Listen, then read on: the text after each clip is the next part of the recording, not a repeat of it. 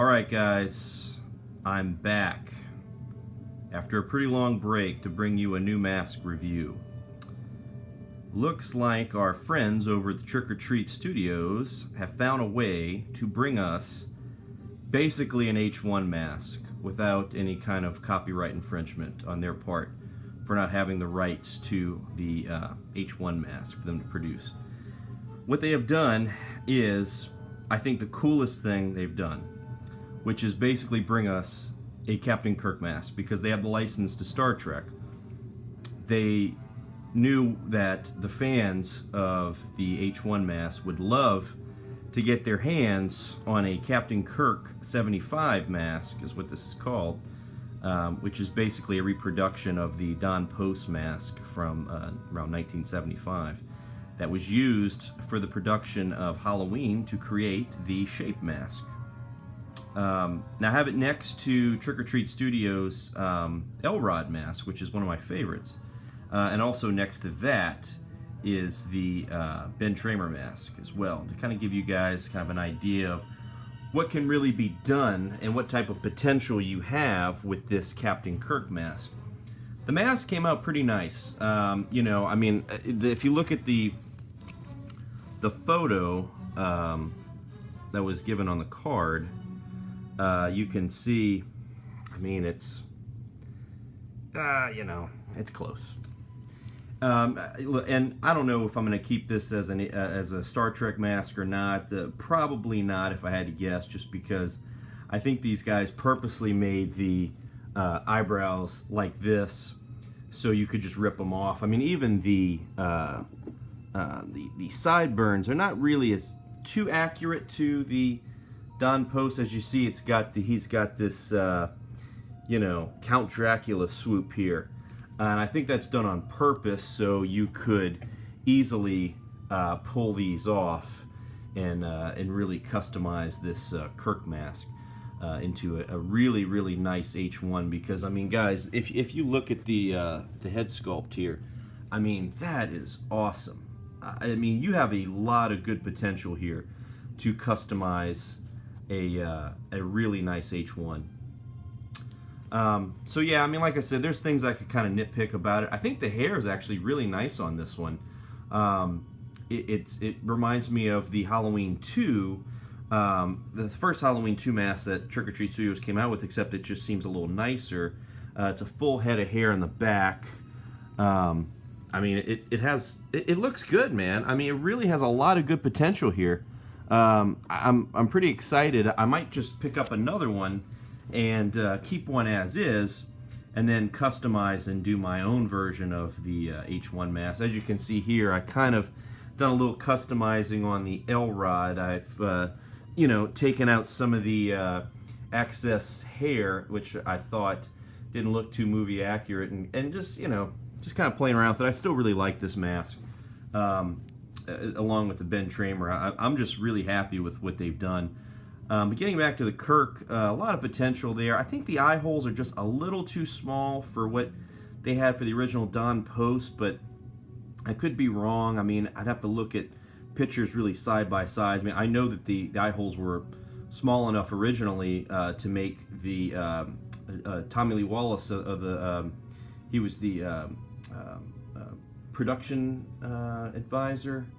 I don't know if that's his title or not. I know it's production assistant, maybe, of Halloween 1, and it was his idea to cut the eye holes larger for Nick Castle and, of course, Tommy Lee Wallace to be able to wear the mask comfortably and actually see out of it during a few scenes. So, yeah, guys, you know, I think it's worth picking up. You know, fans of these masks, and I'm a huge fan, you're going to want to pick this up just for the fun factor of it. And if you guys like customizing, you could easily customize this. I mean, Trick or Treat Studios have gone above and beyond making this a very, for, I guess, people who are new at customizing, they made this as easy as possible to customize this particular mask. So yeah, guys, that's basically the review here. And oh, well, you know, as a little surprise, a little bonus, I did pick up the Halloween 6 mask. I've been talking about getting this mask for a while, and I still, man, that's a great mask. Almost, you know, my favorite's always gonna be the H2 mask. I think the H2 is really awesome, especially that Warlock mask that I own.